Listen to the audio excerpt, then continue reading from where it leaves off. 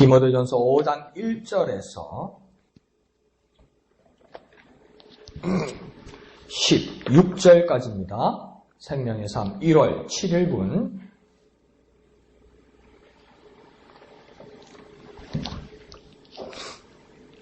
(1절부터) (16절까지) 다같이 한음성으로 읽겠습니다. 시작. 늙은이를 꾸짖지 말고 권하되 아버지에게 하듯하며 젊은이에게는 형제에게 하듯하고 늙은 여자에게는 어머니에게 하듯하며 젊은 여자에게는 온전히 깨끗함으로 자매에게 하듯하라.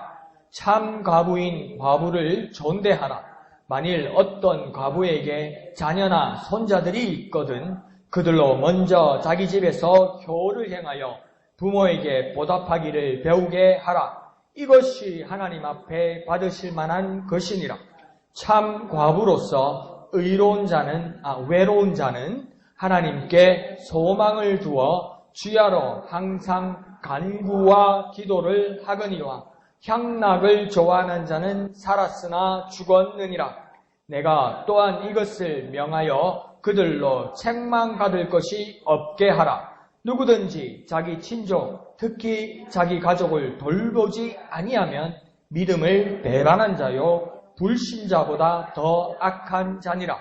과부로서 명부에 올릴 자는 나이가 60이 덜 되지 아니하고 한 남편의 아내였던 자로서 선한 행실에 증거가 있어 혹은 자녀를 양육하며 혹은 나그네를 대접하며 혹은 성도들의 발을 씻으며 혹은 환난 당한 자들을 구제하며 혹은 모든 선한 일을 행한 자라야 할 것이요. 젊은 과부는 올리지 말지니 이는 정력으로 그리스도를 배반할 때에 시집가고자 함이니 처음 믿음을 저버렸으므로 정죄를 받느니라.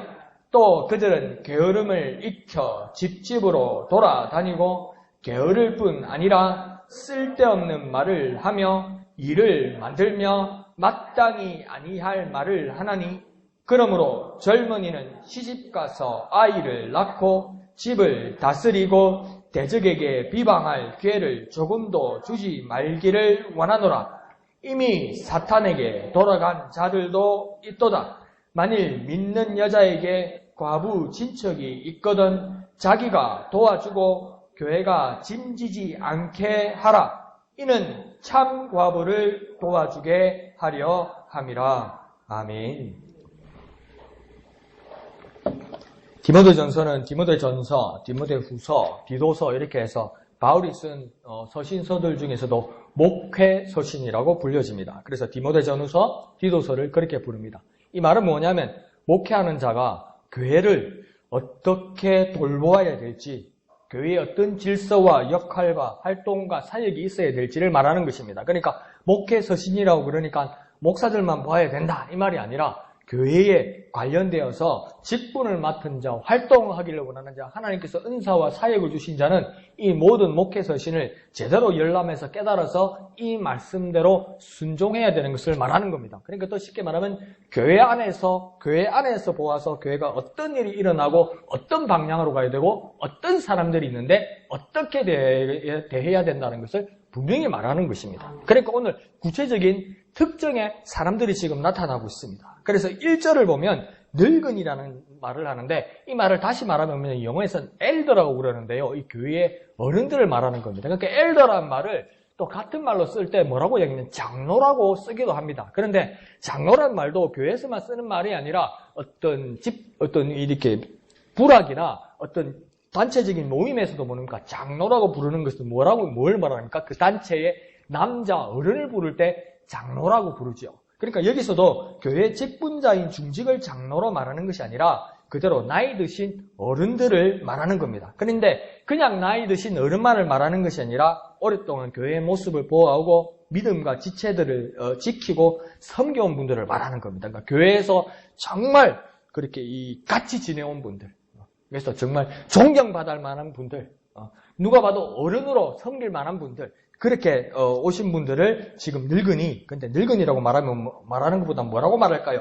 교회의 어른들을 말하는 겁니다. 그러니까 이 교회 어른들을 어떻게 대해야 될지를 바울이 지금 디모데에게 가르치고 있습니다. 첫째로 뭐라고 하냐면 꾸짖지 말라고 이야기합니다. 여기서 꾸짖지 말라는 말은 어떤 뜻이냐면 말로서 사람을 때리듯 하지 말라고 이야기하는 겁니다. 그러니까 요즘은 이제 세상이 발달하고 사회가 발달하고 사람들이 지켜야 될 예절도 발달하고 법도 발달하니까 뭡니까? 손으로 직접 때리는 것, 매로 직접 때리는 것 그 이상을 넘어서 말로서 사람을 힘들게 하는 것도 뭡니까? 그것도 언어 폭행이라고 이야기하죠. 그러니까 남자가 여자에게 이렇게 거리를 두고도 뭡니까? 불쾌한 말을 하면 그건 뭡니까? 성폭행이 되는 겁니다요. 그와 마찬가지로 지금 어른들을 꾸짖지 말라는 것은 뭡니까? 교회에서 이 같이 지내온 어른들을 지금 말로써 함부로 대하지 말라는 겁니다. 쉽게 말하면 말로써 마음에 상처 주지 말라는 겁니다. 아니 나는 뒤끝없는데 그런 식으로 말하지 말라는 겁니다. 자기는 편안하게 자고 맞은 사람은 옹부리고 자고 뭐예요? 그러니까 그렇게 말로써 함부로 말하지 말아서 그 어른들이 마음에 상처받게 하지 말라는 겁니다. 그런데 이게 사회가 더 이렇게 막 바쁘게 가고 이렇게 더 뭐랄까요? 이 정보, 지식이 이렇게 막 이렇게 쌓여가다 보니까 어른들은 이렇게 따라가지 못하다 보니까 어른들이 이렇게 젊은이들에게 무시당하는 경우가 많죠. 그런데 뭡니까? 그러지 말라고 이야기하는 겁니다.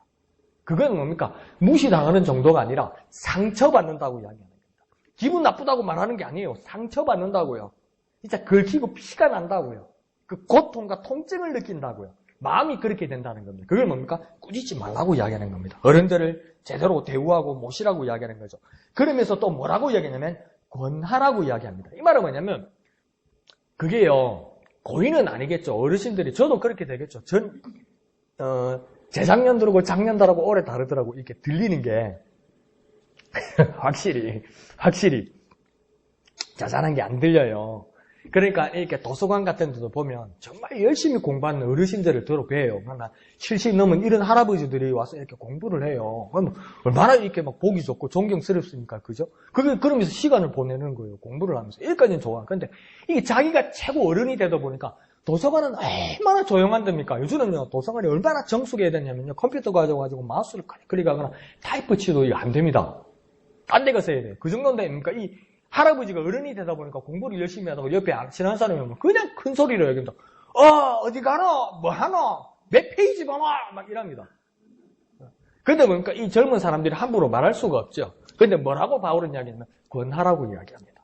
잘못된 것에 대해서 정중하게 원칙과 법칙을 말씀드려서 질서를 지킬 수 있도록 하라고 이야기하는 겁니다. 그러니까 이 할아버지들도 잘 안 들려서 그런 것도 있지만 뭡니까? 내 위에 아무도 없다고 생각하는 거죠. 함부로 내한테 뭘 할 사람이 없다고 그렇게 막 이렇게 익숙해지는 겁니다. 이게 익숙해지는 겁니다. 그러니까 막 줄 서고 뭐 빨간불이 지나가고 이거 막 예사가 됩니다. 그러니까 막 걸어서 막 찾기를 막 역주행해서 걸어가시고 이런 거 막 내가 섬찟합니다. 막 할머니 할아버지 제발 신정하고 편해도 할머니 할아버지들 찾길로 걷지 마세요. 제발 막 내가 섬찟해요. 근데 뭡니까? 누구 자식 차들이 지가 알아서 피해야지 이런 마음으로 가신다고요, 이게. 근데 그거는 뭡니까? 무리한 것보다는 위험하지요. 그러니까 뭡니까? 바울은 그런 극단적인 것은 아니라도 어르신들에게도 권하라. 어르신이라도 바로잡고 수정되고 교정되고 바꾸어야 할 부분에서 교회의 권위를 가지고 단호히 건면할 때는 정중하게 건면해드려서 고쳐나갈 수 있도록 변화될 수 있도록 하라고 이야기하는 겁니다. 그러니까 어른들이 어려서부터 교회를 다니시고 이러다 보니까 뭡니까?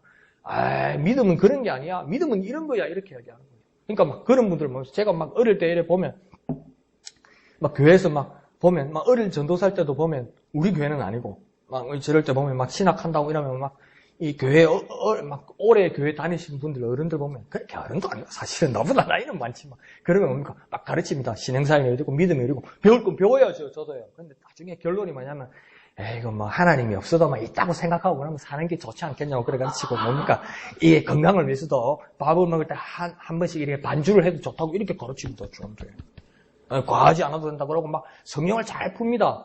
예수님께서 가나 혼인 잔치집에서 그 물 항아리를 막 포도주로 변화시켰잖아요. 그래서 예수님도 포도주 공장장이라 자꾸 막 그래서 적당히 마셔야 된다고 막 이렇게 막 뭡니까? 이거는 뭐 설교도 아니고 뭐라 해야 됩니까? 설법이라 해야 됩니까? 그럴 때 뭡니까? 아무 말 하지 못해서는 안 된다는 겁니다. 알아서 마음대로 신앙생활 하는 사람들, 그런 어른들에 대해서는 뭡니까? 정중하게 말씀의 권위를 가지고 바른 길을 가르쳐 드려야 된다고 지금 이야기합니다. 그것을 말하는 거죠. 그러면서 뭐라고 합니까? 어떻게 이것을 잘 대할 수 있겠느냐? 아버지에게 하듯 하라고 이야기하는 겁니다. 그러니까 자녀들은 아버지에게 어떻게 해야 됩니까? 사랑과 존경과 돌보려는 마음이 같이 있어야 된다는 겁니다. 교회 어른들을 대할 때 아버지 대하듯 곧 사랑과 존경과 돌보려는 마음, 그것이 같이 있어야 된다는 겁니다. 이거 뭐 어린이들 말아서 하겠지 이렇게 하면 안 된다는 겁니다. 말해도 뭐 못 알아들을 거예요. 그런 식으로 해도 안 된다는 겁니다. 그렇다고 함부로 대해서도 안 된다는 겁니다. 아버지에게 하듯 하는 건 아버지한테 반말하고 마음대로 하는데 그거 아니잖아요.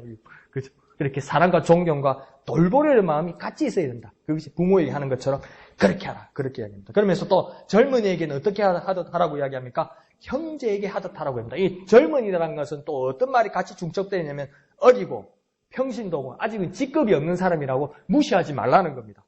네 형제 대하듯 하라고 이야기하는 겁니다. 아무리 형제끼리 찢고 뽑가도 그 우리 목사님의 자랑이 그거 아닙니까? 부럽기도 해요. 우리 목사님이 위에 누님이 5분이고 우리 목사님이 막내 아들이잖아요. 그러니까 뭡니까? 목사님이 그 웃으면서 자랑거리면서 내가 말이야 어릴 때 말이야 내가 방바닥에 내가 발을 안 붙이고 살았어. 우리 어머니부터 누나까지 업어줘가지고 내가 이러잖아요. 그러면서도 뭡니까? 가장 가까웠던 그 누님이 제일 막내 누님이라고 그러죠. 나이 차이가 얼마 안 나니까 살가우면서도 뭡니까? 이렇게 다툼도 이렇게 있고 토닥거리는 것도 있고 그랬다고 그러잖아요. 그래도 뭡니까?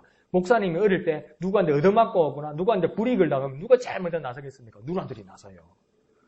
이 같은 방 안에서는 막 서로 먹으려고 그러고 서로 뺏으려고 그러고 막 숨기려고 그러고 막 욕심을 부리다가도 뭡니까? 내 막내 동생이 누구한테 불이익을 당하거나 막 맞고 그러면 막 가만 안 내버리죠. 그게 뭡니까? 그러니까 이 성경 지금 바울도 뭐라고 하냐면 젊은이들을 어린 사람들 할 때 무시하지 말고 네 형제 대하듯 하라고 이야기하는 겁니다. 그럼 나가서 싸우라 이 말이 아닙니다.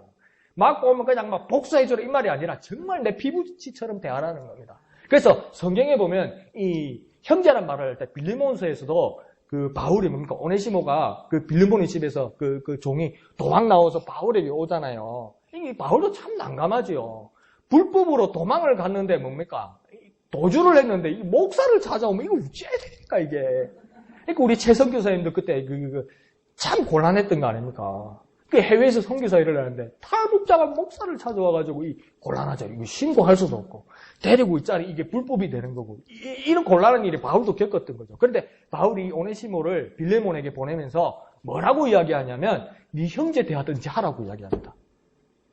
이 종으로 생각하지 말고 더 이상 형제로 대하랍니다. 여기서 형제를 대하라는 말에서 그 빌레몬서에서 말하는 그 형제는 어떤 말이냐면요. 오해 말고 들으세요. 한 자궁을 이야기합니다. 한 자궁. 우리 어머니 뱃속. 우리 어머니 애기집. 그러니까 그냥 네 내하고 형제하자. 이 말이 아니에요. 막 술쟁이들 모여가지고 우리는 형제다. 우리 형제로 삼국지에 도문계리처럼 우리 한 피를 나누면서 술잔에다 피를 딱 내가 탁 섞어서 마시면 우리는 형제다. 그게 아니에요. 그 소변 보면 끝이요. 그거는 무슨 피를 나눠? 아니요. 근데 성경에서 말할 때 형제란 말하면 그냥 형제로 부르자 이 말이 아니고요. 뭡니까? 한 배에서 나왔다는 겁니다. 그러니까 그리스도로 말미암아 새 생명이 되었는데 그것은 그리스도의 계보로 하나님 아버지를 한 아버지를 모시는 한 형제, 한 자궁에서 다시 난 사람들이라고 이야기하는 거예요. 그렇게 대하라는 겁니다. 이 말은 뭡니까? 피부치가 되었다는 겁니다. 한 피부치처럼 대하라고 이야기합니다. 젊은이들은. 그렇게 바울이 아주 간절하게 이야기하는 거죠. 그래서 2절에서는 뭐 반복과 똑같죠. 늙은 여자란 말입니까? 교회의 어르신들, 여인들, 어르신들을 또 그렇게 똑같이 나이든 남자 어르신들을 대하듯이 대하라고 이야기합니다. 어떻게 대하라고 합니까? 어머니에게 하듯 하라고 이야기하는 겁니다. 그래서 1절 상반절에 늙은이 곧 남자 어르신들에 대하는 것 같이 하라는 겁니다. 그러니까 교회 어른들을 사랑과 존경과 돌봄이 같이 있어야 된다는 거죠. 그리고 젊은이들도 뭡니까? 대우해 주라는 겁니다. 어린 사람들도 대우해 주라는 겁니다. 그것이 왜입니까? 한 피부치가 되었기 때문이라고 이야기하는 겁니다. 한 어머니에서 난 자녀들처럼 한 피부치가 되었기 때문에 그렇게 대하라고 이야기하는 거죠. 그러면서 2절 하반절에서는 젊은 여자에 대해서 이야기합니다. 그러니까 젊은 여자는 어떻게 대하라고 합니까? 형제에게 하듯 하는 것처럼 자매에게 하듯 하라고 이야기합니다. 그런데 여기서 한 전제가 뭐냐면 그 앞에 뭐라고 하냐면 온전히 깨끗함으로 하라고 이야기합니다. 그러니까 젊은 여자에게 대할 때 뭐가 하나 더 첨가되는데 그게 뭐냐면 온전히 깨끗함으로 이야기하라고 합니다. 그럼 여러분이 마음에 생각하는 의심스러운 이야기 그게 정답입니다. 여기서 뭘 전제하는 거냐면 성적인 순결을 전제하는 겁니다. 성적인 순결을 전제한다는 말합니까? 여자들이 조심해라 이 말이 아닙니다. 여자들을 잘 보호해 주라는 거예요. 그러니까 뭐 우리 거의 김없다 이러면서 뭡니까? 우리 한 형제 우리 자매 아니냐? 이거 내 여동생이고 내 누나다. 내 여동생이 내 누나인데 그 만지고 막 비비고 이래 합니까? 아니죠. 여기서는 뭐냐면 일절 깨끗하게 하면 뭡니까? 성적 순결. 그러니까 더 지금 현대에 와서 더 능동적으로 더 적극적으로 해석하면 뭐냐면 모든 사람들은 모든 정상적인 사람들은 뭡니까? 잠재적인 성범죄자입니다. 아니 그냥 저와 여러분은 전부 다 모두 뭐냐면 준비되어 있는 성범죄자입니다. 그렇게 생각하고 여자들을 이성들을 그렇게 대하라고 이야기하는 겁니다. 조심하라는 겁니다요. 예를 갖춰서 대하라는 겁니다. 내가 정말 내가 남자로서 대하는 우리 우리 누님 같은 분들, 여동생 같은 우리 교회 사람들을 대할 때 한 형제고 한 자매고 정말 반갑다면 내 누이라면 어떻게 대하겠냐는 겁니다. 정말 금이야 오기야 정말 귀하게 남들이 이상한 눈길을 줘도 저 밖에서 이상한 해코지를 해도 그 가만히 있겠냐는 겁니다. 정말 보호해 주려는 그 마음이 있지 않겠냐는 겁니다. 그런 마음으로 대하라. 내 누이라면 어떤 다른 생각보다 지켜주어야 한다는 그 의지가 강해야 된다. 그렇게 이야기하는 거죠. 그래서 교회를 지키기 위해서 교회 가족 안에서 어떤 일이 일어나야 되는지를 바울은 아주 철저하게 이야기하는 겁니다. 그러니까 모든 사람들을 대할 때 참으로 가족처럼 그렇게 대하라고 이야기하는 겁니다. 그러니까 예수로 인해서 하나님으로부터 다시 난 한 가족임을 고백하고 그리 살아야 한다는 겁니다. 그러니까 그래요 목사님 뭐 청년들 모여가지고 있다가 그래 둘이 서로 사랑하면 결혼하면 안 됩니까? 뭐 그러면 그거는 뭐 근친입니까? 그 뜻이 아니고 정말 조심해야 된다는 겁니다. 이거요. 정말 조심해야 된다는 겁니다. 그러니까 우리 뭐 제 동기들은 신학생이었고 전도사였고 그렇지 않습니까? 젊었을 때는 어떻게 합니까? 뭐 청년들을 만난 일들도 많더라고요. 그러면 뭐 예수님께서는 요한복음 마지막에서도 뭐라고 했습니까? 네가 나를 사랑하느냐? 예, 내가 주님을 사랑합니다. 사랑하느냐? 사랑합니다. 사랑하느냐? 왜 세 번이나 물어볼까? 그러니까 예수님입니까? 내 양을 치라. 여기서 뭡니까? 내 양을 먹이라. 내 양을 치라. 예수님께서 이렇게 반복해서 말씀하셨죠. 그런데 우리 동기들 보면 뭡니까? 이 청년들을 가르치다가 둘이 눈이 맞아고 결혼하는 것들이 있어. 그럼 우리는 그럽니다. 내 양을 먹이라고 예수님께 말했는데 양을 먹읍빈다. 자꾸 이랬는데. 뭡니까? 이게 옛날 한 7, 80년대에서 한국 교회에서는 그게 있을 수 없는 일이었어요. 그러니까 전도사가 이게 건전하게 전도사로 와가지고 교회 반주자하고 눈이 맞아서 결혼하면 그때 교회 난리가 났었어요. 그 불륜도 아닌데 결혼을 했는데 그게 지금은 말은 안 되지만 뭡니까? 그만큼 조심하려고 했다는 거죠. 그만큼 잘 대우하려고 했다는 거죠. 왜 그렇습니까? 한 가족이기 때문에 그렇다는 겁니다. 한 가족, 한 피부치기 때문에 그렇다는 겁니다. 그래서 우리 모두가 정말 그냥 그렇게 한 가족처럼 지내자, 우리 어머니처럼 지내자, 우리 동생처럼 지내자, 우리 형님처럼 지내자 이렇게 아니고 진짜 그리스도 안에서 한 가족이라는 것을 결코 잊어서는 안 됩니다. 그리스도께서 한 가족으로 만들어 주셨습니다. 그것을 잊어서는 안 될 겁니다. 우리가 한번 생각해 볼까요? 다 같이 한번 해볼까요? 한 가족이다. 한 가족이다. 한 가족이다. 그러니까 한 가족처럼 생각해서 우리 한 가족을 위해서 기도하고 그들을 돌보고 그들을 사랑하고 그들의 바른 길을 위해서 우리가 함께하는 저와 여러분 되시길 부탁드립니다. 한 가족을 잊지 않는 저와 여러분 되시길 부탁드립니다. 자, 그러면서 교회에 여러 사람들이 있는데 3절은 뭐냐면 과부 중에서 참 과부를 존대하라고 합니다. 그러니까 이게 표준말로 요즘 말로 좋은 말이 좀 있을 건데 과부가 좋은 말인가 나쁜 말인가 내가 잘 모르겠는데 하여튼 남편을 잃은 미망인도 좋은 말이 아니라던데 하여튼 이 남편을 잃은 이 여인들 혼자 사시는 이 부인들을 존대하라고 이야기합니다. 그런데 그 과부 중에서도 참 과부를 존대하라고 이야기합니다. 그러니까 남편을 잃어버린 여인 중에서도 더 말을 하면 참 과부는 뭐를 말하는 거냐면 거짓말하지 않는 과부를 말하는 것이 아니라 돌봐줄 아무 자녀도 친척도 가족도 없는 무위탁 여인들을 이야기하는 겁니다. 그러니까 연세는 드셨고 남편도 없고 그렇다고 자녀들이나 손주들이나 나를 돌봐줄 아무 친척도 없는 무위탁의 연세 드신 여인들을 말하는 것이 지금 성경에서 말하는 참 과부를 말하는 겁니다. 그러니까 특히 당시에는 그러니까 일부 다처제 사회였죠. 남편이 하는데 자손을 보기 위해서 이스라엘 사회에서는 합법적으로 여인들을 계속 둘 수 있었죠. 그러니까 막 그게 어떤 건전한 일도 있었지만 뭡니까? 막 불의의 사고들이 참 많았죠. 성경에도 막 기록이 돼 있죠. 유다의 그 아들들, 세 아들들도 보십시오. 막 나중에 안 되니까 며느리가 뭡니까? 시아버지하고 막 그런 일들이 일어나고 수가성 여인들도 뭡니까? 수가성 그 여인도 우물까지 예수님을 만났는데 네 남편 데려오니까 남편 없습니다. 그러니까 예수님이 거짓말하고 이래 말하지 않고 뭡니까? 맞다. 네 남편도 지금 진짜 네 남편 아니다. 전에 남편 5이나 있었다. 이러니까. 근데 그 해석이 두 가지예요. 저 여자가 좀 불경한 여자다. 좀 사생활이 복잡한 여자다. 이렇게 말하는 사람도 있고, 이 여자가 참 불행한 여자다. 그러니까 뭡니까? 그 이스라엘의 계대 결혼법에 의해서 그 자손을 보기 위해서 이 결혼을 했는데 이게 제대로 안 돼서 이 계대 결혼법으로 넘어온 것이다. 사도계인들도 예수님께 그렇게 물어보잖아요. 자, 한 여인이 있었는데 첫 장남과 결혼했는데 이 남자가 죽었다고요. 그런데 또 그러니까 뭡니까? 그 법대로 둘째 시동생에게 또 들어가는 거죠. 그래서 몇 명까지 갔다고 합니까? 7명까지 갔다고 그랬습니까? 그때까지 다 갔는데 자손을 못 보고 이 형제들도 다 죽고 그러다 보니까 이 여인도 죽었다. 그러면 하나님 나라 가서 누구의 부인과 남편이 되겠느냐 이렇게 물어보잖아요. 그때 예수님이니까 네가 하나님 말씀을 오해하였다. 그러나 하나님 나라는 시집가고 장가가는 일이 아니다. 천사와 같다. 막 이런 일을 하잖아요. 근데 그 앞에 말은 뭡니까? 이런 일들이 많았다는 거죠. 그리고 또 이런 일이 많은 이유는 고대 근동 사회가 뭐냐면 전쟁이 많은 사회였어요. 그러니까 전쟁은 누가 나갑니까? 남자가 나갑니까? 여자가 나갑니까? 남자가 대부분 나가죠. 전쟁 나가면 어떤 일이 있을까? 많이 죽죠. 그러니까 여자가 많고 남자가 적어요. 자손이 귀하고요. 그래 그 사회에서 뭡니까? 버림받는 여자들이 생기는 거죠. 그러니까 이런 어떤 사회에서 뭡니까? 그런 오도갈 데 없는 무위탁 여인들, 이 여인들을 돌봐주는 거고, 연이 나이 들어서 가부됐다고 가족이 없을 리가 있습니까? 그런데 뭡니까? 이런 상황 때문에 그렇게 된다는 겁니다. 자손을 못 보고 이렇기 때문에 그런 사람들을 돌보는 일이 있어야 된다고 이야기하는 겁니다. 그런데 이들을 교회가 존대하라고 이야기합니다. 이 교회가 존대한다는 건 특별히 대우해 주라는 겁니다. 버림받은 사람을 특별히 대우해 주는 것이 교회의 일입니다.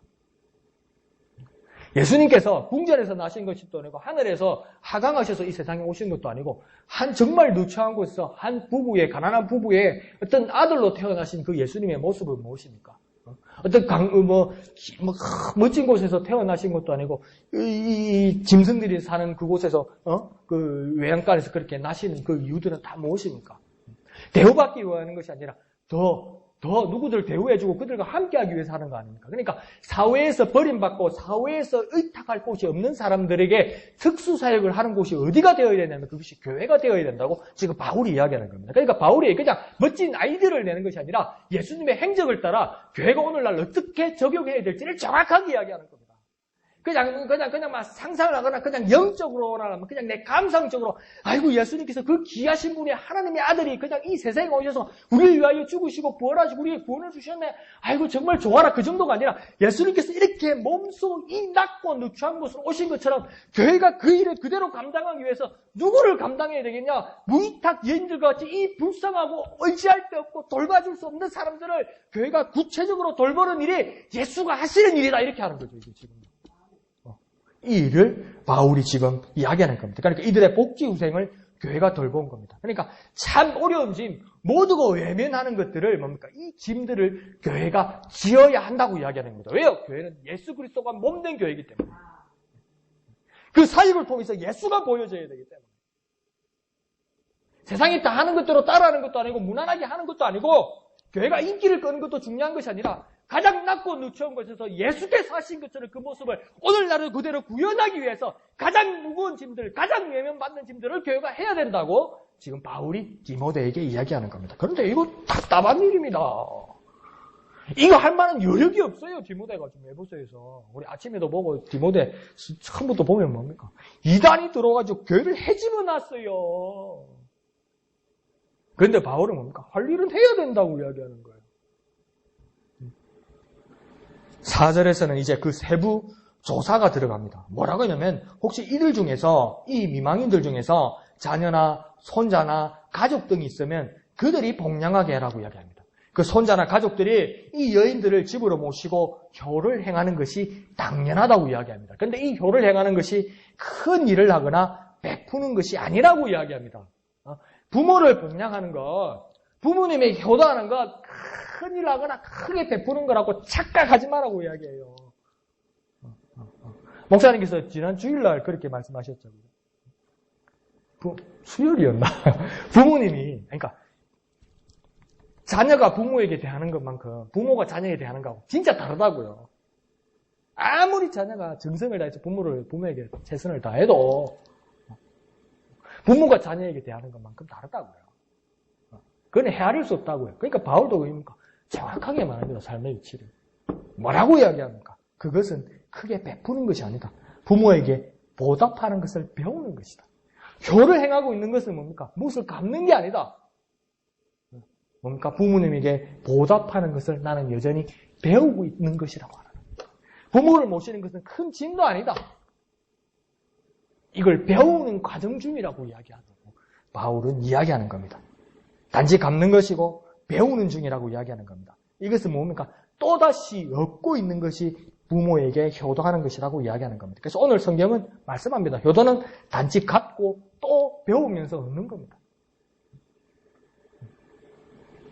그런 어떤 우리 삶의 어떤 변화와 그런 깊은 깨달음이 저와 여러분에게 있기를 부탁드립니다. 자, 그래서 5절을 보면 이렇게 무위탁 여인들에게 가장 큰 고통 중에 하나는 5절을 보면 뭐 같습니까? 참 과부로서 5절은 뭐라고 합니까? 외로운 자는 이렇게 5절에서 이렇게 말합니다. 그러니까 이 무위탁 여인들에게 가장 큰 고통 중에 하나는 뭡니까? 외로움이라고 이야기하는 겁니다. 외로운 거예요. 외로운 거예요.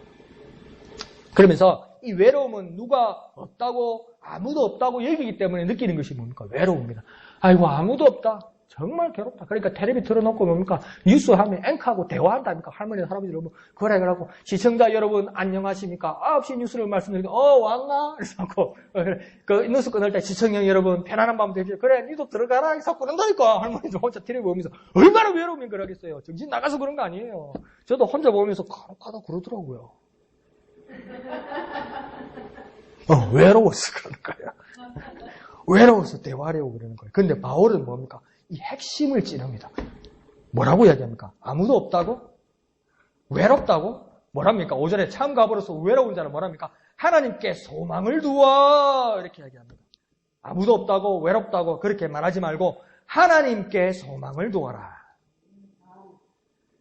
외로울 수가 없다고 이야기하는 겁니다. 하나님이 계시고 하나님이 살아계심을 믿는 자는 외롭다고 말할 수가 없다고 이야기합니다. 뭡니까? 하나님께 소망을 두어라. 하나님께 소망을 둔 사람은 뭘 한다고 이야기합니까? 주야로 항상 간구와 기도를 한다. 하나님의 살아계심을 깨닫고 하나님의 살아계심을 느끼고 하나님의 살아계심을 경험하고 하나님의 살아계심을 지금 보는 사람은 주야로 밤낮 24시간 주구장창 하나님 앞에 기도와 간구를 한다는 거예요. 하나님 이것도 필요하고요. 하나님 이것도 해야 되겠고요. 하나님 이것은 어떻게 해야 될까요? 하나님 이것은 어떻게 해결해야 될까요? 앞으로 무엇을 해야 될까요? 이걸 뭡니까? 하나님 앞에 다 물어보고 있더라는 겁니다. 그러니까 바울은 뭐라고 합니까? 혼자 있는 사람이 외롭다고. 정말 철저하게 혼자인 사람은 어떤 사람입니까? 하나님을 믿지 않는 사람이에요. 하나님을 느끼지 않는 사람이에요. 신앙이 없고 믿음이 없는 사람이라고 바울은 생각하는 겁니다. 뭐라고 합니까? 외로운 자는 하나님이 없다고 생각하는 사람이다. 그러니까 혼자 있다고 생각하는 사람도 뭡니까? 하나님께 소망을 두어라. 하나님이 살아계시는 걸 믿고 경험하고 그것을 인정하여서 주야로 항상 기도와 간구를 하나님께 아뢰라 이야기하는 겁니다. 이건 뭡니까? 혼자 계신 분만의 문제가 아니죠. 우리 모두가 뭐라고 어떡하나 까다가 뭡니까? 심심하다. 뭐 없나? 이러는 거 뭡니까? 하나님을 느끼지 못하기 때문에 그런 일이 있을 수도 있다는 겁니다. 외롭다는 사람들 한번 불러서 만나서 한번 이야기 들어보십시오. 어떤 건설적이거나 긍정적이거나 은혜로운 말 전혀 없습니다. 한 번씩 만나서 정말 외롭다는 사람 신방을 가거나 외롭다는 사람들 혼자 있는 사람들 한번 만나서 이야기 들어보면 반갑다는 이야기보다는 뭡니까? 힘들고 괴롭고 죽겠고 어렵고 막 있지도 않은 앞으로 일어날 일까지 얘기하고 막 헛개비가 보이고 막 난리가 납니다. 왜 그런 일이 생깁니까? 하나님이 그 얘기 없으니까요. 하나님 앞에 말 한 번 걸어본 적이 없으니까요. 하나님 앞에 한번 물어본 적이 없으니까요. 하나님 앞에 한번 부탁해 본 적이 없으니까요. 하나님이 하시는 말씀 한번 들어본 적이 없으니까요. 막막하고 깜깜하고 지루하고 괴롭고 외로운 거죠. 고독한 거죠. 이거 상당히 우리에게 도전되는 말입니다. 우리에게도 그런 외로움이 어렴풋이 다가올 때가 있죠. 그때는 우리는 무엇을 해야 됩니까? 하나님을 무시하고 있는 것 아닙니까? 혹시 하나님을 깨닫지 못하고 있는 것 아닙니까? 우리는 다시 한번 우리를 다잡고 바울이 오늘 건면한 것처럼 우리 자신을 다시 한번 다잡아야 할 것입니다. 외로움은 없다. 하나님에게 소망을 두자. 하나님께 간구와 기도를 하자. 하나님이 항상 계시다. 하나님이 항상 계시다. 하나님이 나와 항상 함께 계시기 때문에 나는 기도와 간구로 하나님께 아뢰고 하나님의 음성을 듣고 하나님과 항상 함께하는 사람이 되어야 한다. 이렇게 고백하고 하나님을 만나는 저와 여러분 되시기를 부탁드립니다. 자, 같이 한번 해볼까요? 외로움은 없다. 하나님께 소망을 두자. 간구와 기도하자.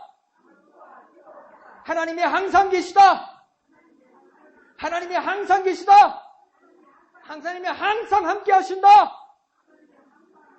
이 시간 기도하겠습니다. 하나님, 더 이상 외로움을 느끼기 전에 하나님께 소망을 두게 하게 하여 주시옵소서. 하나님께 간구와 기도하게 하는 우리가 되게 하여 주옵소서. 하나님이 항상 나와 함께 계심을, 하나님이 항상 나와 함께 계심을 깨닫고 기도하는 우리에게 주여 역사하여 주시옵소서. 주님의 이름 크게 한번 부르고 나같이 기도합니다. 주여! 하나님이 외로움을 이겨내게 하시고 외로움을 물리치게 하여 주옵소서. 하나님께 소망을 두게 하여 주옵소서. 하나님께 소망을 두게 하여 주옵소서. 하나님께 기도와 간구로, 하나님께 기도와 간구로 하나님이 항상 함께 하심을, 하나님이 함께 하심을, 하나님이 항상 함께 하심을, 하나님이 항상 함께 계심을 깨닫는 우리에게 주여 역사하여 주시옵소서. 주여 인도하여 주시옵소서. 주여 도와 주시옵소서. 주여 역사하여 주시옵소서. 주님이 항상 함께 하심을, 주님이 항상 함께 하심을, 함께 하시는 주님께 기도와 간구하는 우리 되게 하여 주옵소서. 함께 하시는 주님께 기도와 간구하는 우리 되게 역사하여 주옵소서. 함께 하시는 주님, 함께 하시는 주님, 함께 하시는 주님, 함께 하시는 주님. 주 예수 앞에 따르여라. 주 우리의 친구니 무엇이나 근심하지 말고 주 예수께 아뢰라. 주 예수 앞에, 주 예수 앞에 따르여라. 주 우리의 친구니 무엇이나 근심하지 말고 주 예수께 아뢰라. 거룩하신 아버지 하나님 은혜를 감사드립니다. 하나님, 우리가 주님을 믿고 주님을 알고 하나님의 자녀로 살아가면서도 하나님을 잊어버리고 망각하고 살아가는 우리의 삶들을 솔직하게 주님 앞에 고백하고 회개합니다. 주님, 이제로부터 우리에게 외로움이 없음을 깨닫게 하여 주옵소서. 외로움이 없음을 선포하는 우리가 되게 하여 주옵소서. 외로움을 물리치는 명령의 능력자가 되게 하여 주옵소서. 우리의 일생에 하나님께 소망을 두게 하여 주옵소서. 우리의 평생에 하나님께 소망을 두게 하여 주옵소서. 하나님께 주야로 항상 기도와 간구로 아뢰고 듣고 구하고 부탁하고 주님의 도움을 받는 우리가 되게 역사하여 주옵소서. 하나님이 항상 나와 함께 계심을, 하나님이 항상 나와 함께 하심을 깨닫고 인정하고 고백하고 경험하는 우리에게 역사하여 주시옵소서. 모든 것을 감사드리며 거룩하신 예수님의 이름으로 간절히 기도하옵나이다. 아멘.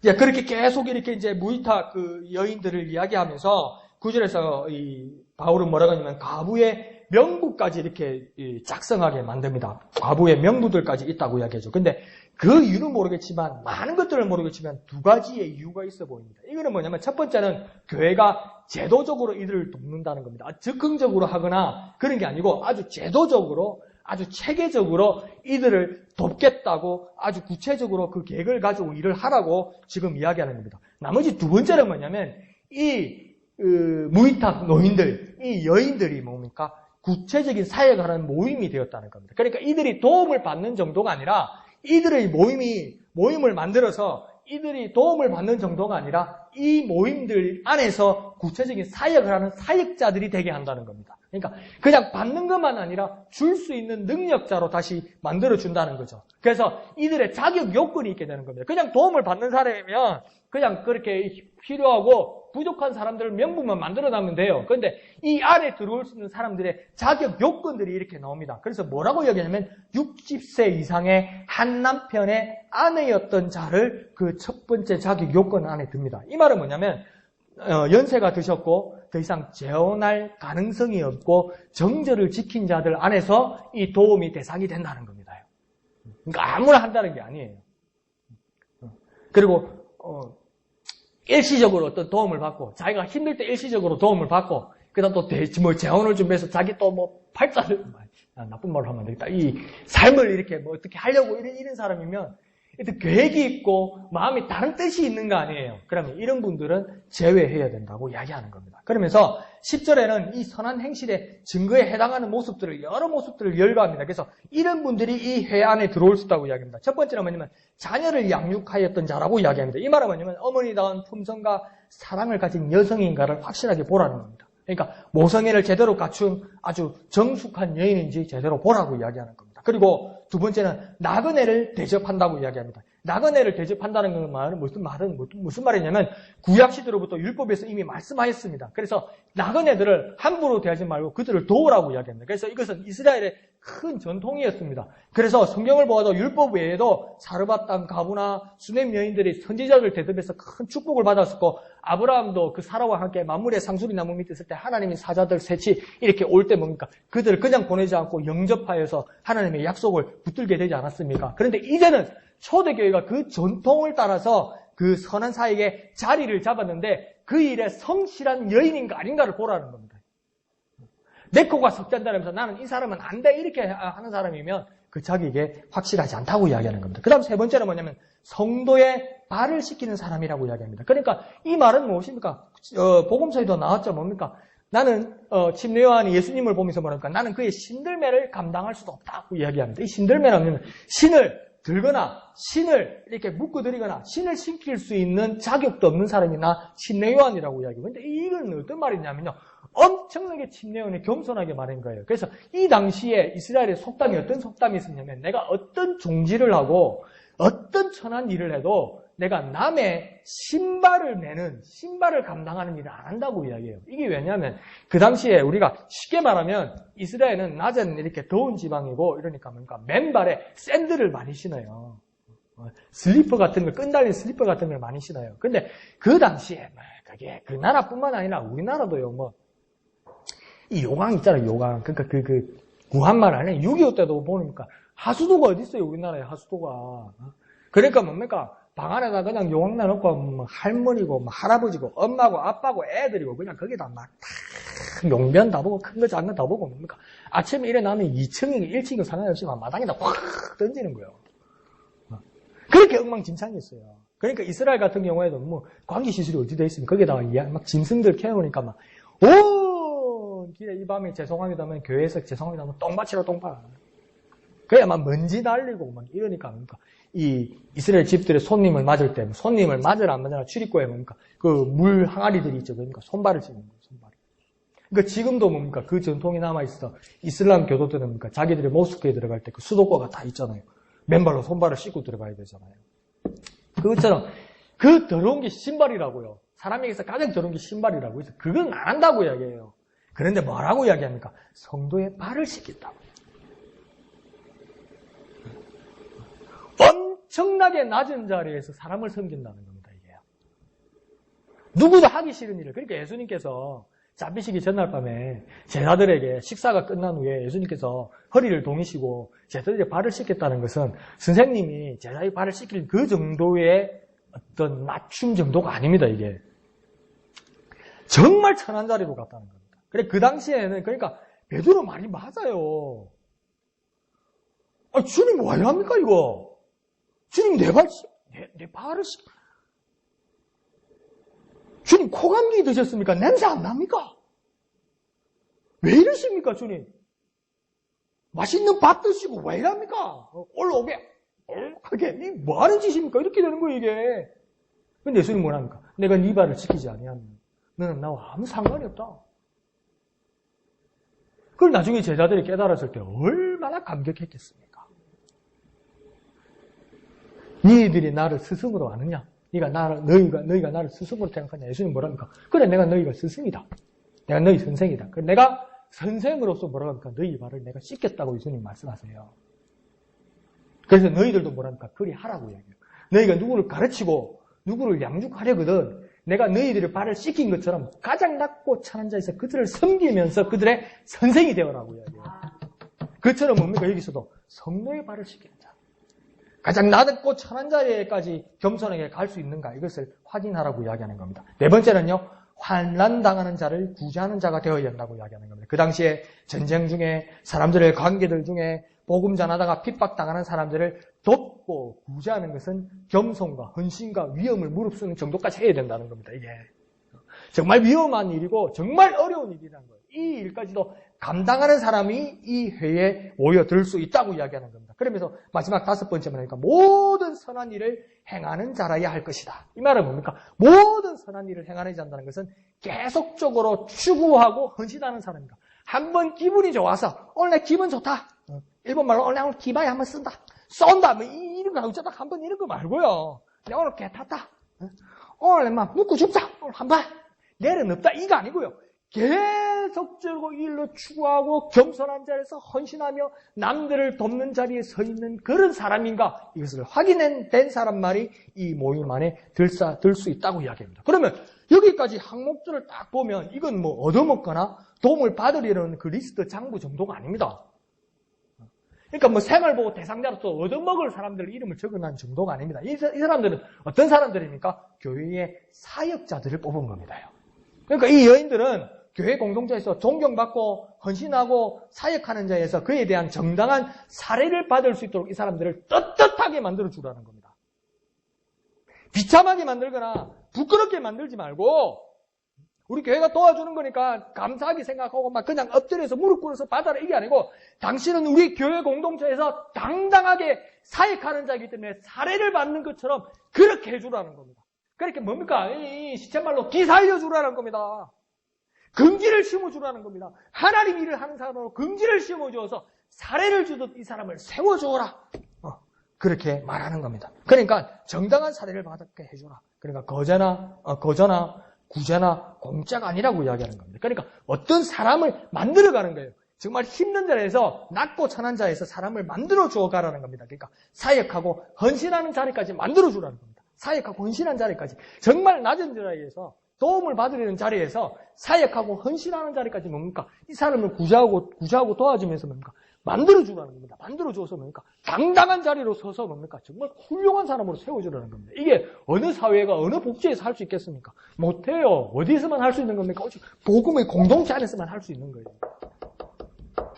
이 일들을 바울이 지금 권면하고 있는 겁니다. 그러면서 11절에는 보면 젊은 가부는 곤란하답니다. 그러니까 젊은 사람은 다 나쁘다는 말이 아니고 이렇게 문제 있는 사람이 젊은 사람들 중에 어느 부류의 사람들 중에 문제 있는 이런 사람들이 있었다 이렇게 말하는 겁니다. 나이가 어린 것들은 안 돼 이 말이 아닙니다. 그러니까 어떤 사람들 중에 게으르고 막 집집마다 다니면서 뒷담화하고 게으르고 이 게으르다는 말을 왜 2번이나 반복하겠습니까? 이런 사람들이 그냥 얻어먹으려고 둔다는 거죠. 일 안 하고 집집마다 가가지고 뭐 커피 한 잔 내어봐라 하면서 막 오만 뒷담화다 하고 오만 욕다.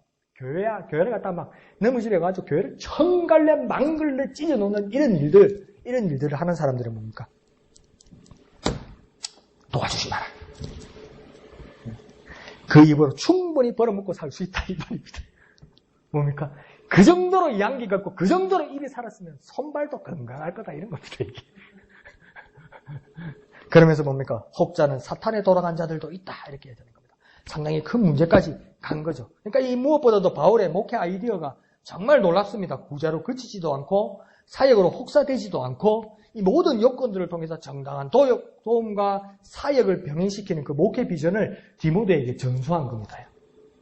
그냥 도와주는 자리에서 끝나지 않고 일할 수 있는 자리로 그것도 하나님의 일에 긍지를 심어주는 위대한 일로 이렇게까지 끌어간 거죠. 그리고 이제 마지막 16절에 보면 믿는 여자에 대해서 이야기합니다. 근데 이 믿는 여자는 어떤 여자인지 오늘 본문을 다 같이 보면 여러 의견들이 있지만 어떤 사람이냐면 구제를 받고 사역을 맡았던 이 늙은 가부들을 이야기하는 겁니다. 이게 무위탁, 이 미망인들이 충분히 자립하고 사역자로서 선 그런 여인들을 이야기하는 겁니다. 그런데 그 사람들이 이제는 자신의 가까운 친척들 중에 같은 어려움을 가진 자가 있으면 여태 당신들이 도움을 받았던 것처럼 그들을 도와주고 돌봐주라는 겁니다. 그러니까 뭡니까? 어떻게 이게 당신 이제 돈도 있잖아요. 당신은 집도 이제 얻었잖아요. 당신은 이제 새끼도 먹잖아요. 당신 좀 뭐 이렇게 살잖아요. 그러니까 도와주세요. 이게 아니에요. 근데 이 여인들이 처음에 도움을 받던 이 무위탁 여인들이 어떻게 다른 사람들을 찾아서 그들을 도와줄 수 있겠습니까? 우리 같으면 나 뭐 할지 모르겠는데 뭐부터 해야 될까요? 이런 생각이 나겠습니까?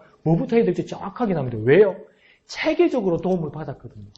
체계적으로 훈련 받았거든요. 체계적으로 일을 했거든요. 그러니까 자기가 뭔가 고스란히 경험했어요. 고스란히 도움받고 고스란히 교육받고 고스란히 훈련받아서 이 자리에 섰다는 거예요. 그러니까 자기가 이 자리에 선 그 자체가 뭡니까? 그 교회에서 일어난 위대한 사역이 뭡니까? 그 결정체가 되었으니까 자기가 어디에 가든지 도움이 필요한 사람이 자기가 도움받았고 자기가 행했던 것처럼 그대로 만들어줄 수 있다고 이야기하는 겁니다. 그러니까 놀라운 일들이 이제 반복되는 거죠. 그러니까 이런 일들은 일어나지 않는다는 거죠. 나는 돈 받아야지. 나 혼자는 안 돼. 나는 죽을 때까지 얻어먹어야지. 난 죽을 때까지 누가 주는 거 먹어야지. 이런 걸로 가는 게 아니고요. 내가 이 자리에 선 자리에서 뭡니까? 내 도움을 필요한 대로 도와주는 자를 찾아 나서는 사역자가 된다는 겁니다. 이게. 그러니까 그리스도의 공동체 안에서는 뭡니까? 필요한 사람들을 서로 도와야 됩니다. 서로 하나가 되어서 도와야 됩니다. 그러나 도움받는 자리에서 끝나는 것이 아니라 내가 건강하게 서서 내가 내 도움이 필요한 사람을 위해서 내가 두 발 딛고 그들을 찾아 나서서 그들을 도와야 된다는 거예요. 그리고 그 사람들이 어디까지 만들어야 됩니까? 내가 도와준 걸로 만족하지 말고 그 사람도 나처럼 세워져서 그 다음 사람을 도울 수 있도록 해야 된다는 겁니다. 그래서 예수님도 하늘로 승천하시면서 제자들에게 뭐라고 합니까? 제자들에게 말씀하셨는데 너희들도 뭐 하라고 합니까? 맨 끝에 제자 삼으라고 이야기해요.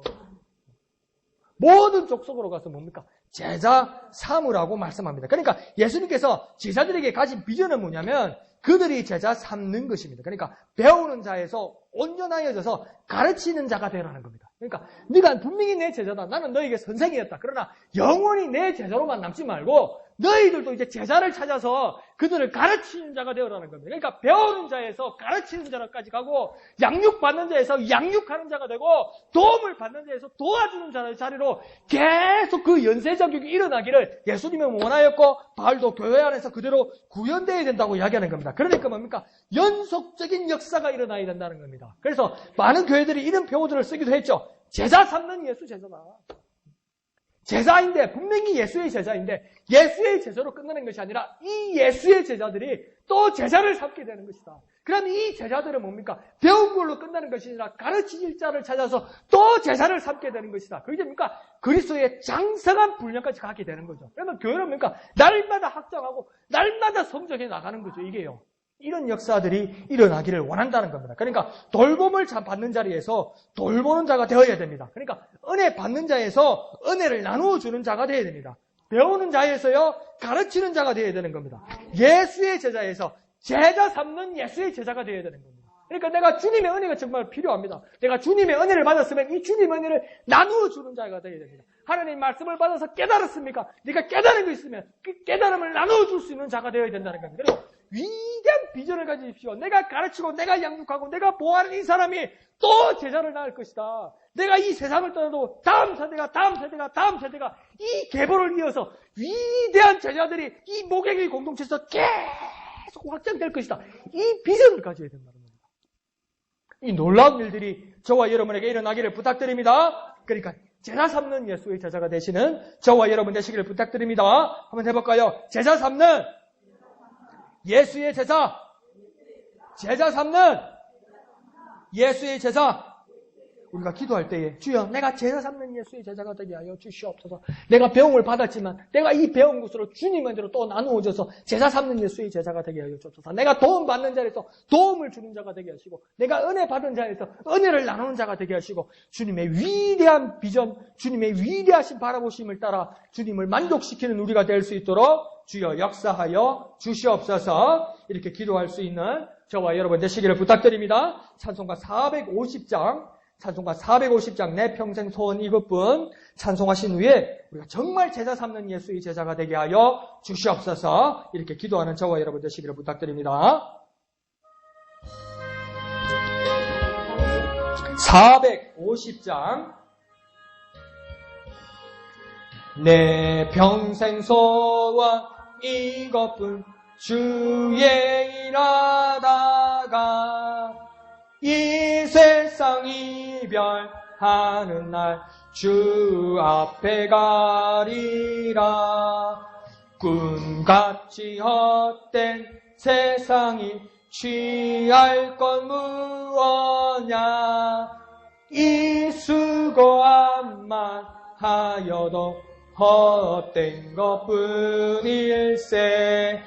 불같은 시험 많으나 겁내지 맙시다. 구주의 권능 그 신이 이기고 남겠네. 금보다 귀한 믿음은 참복의 대도다.